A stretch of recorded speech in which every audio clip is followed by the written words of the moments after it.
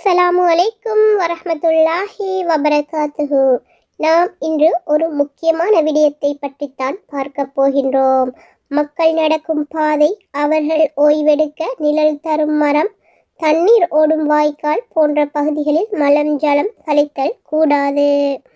Abu Hurairah ரலியல்லாஹு அன்ஹு அவர்கள் அறிவிக்கின்றார்கள், சாஃபத்தை தரும் 2 காரியங்களை பயப்படுங்கள் என்று நபிகள் நாயகம் ஸல்லல்லாஹு அலைஹி வஸல்லம் அவர்கள் கூறினார்கள்.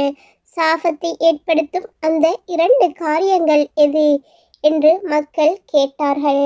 மக்கள் நடக்கும் பாதையில் மலஜலம் கழித்தல் மற்றும் மக்களுக்கு நிழல் தரும் மரங்களின் கீழ் மலஞ்சலம் கழித்தல் என்று நபிகள் நாயகம் ஸல்லல்லாஹு அலைஹி வஸல்லம் அவர்கள் கூறியுள்ளார்கள்.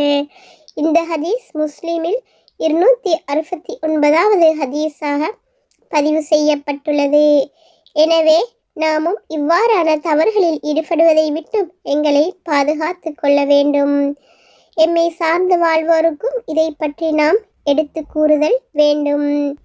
ஜாபிர் ரலியல்லாஹு அன்ஹு அவர்கள் அறிவிக்கின்றார்கள், தேங்கி கிடக்கும் தண்ணீரில் குளத்தில் சிறுநீர் கழிக்கப்படுவதை நபிகள் நாயகம் ஸல்லல்லாஹு அலைஹி வஸல்லம் அவர்கள் தடை செய்தார்கள். இந்த ஹதீஸ் முஸ்லிமில் 281வது ஹதீஸாக பதிவு செய்யப்பட்டுள்ளது.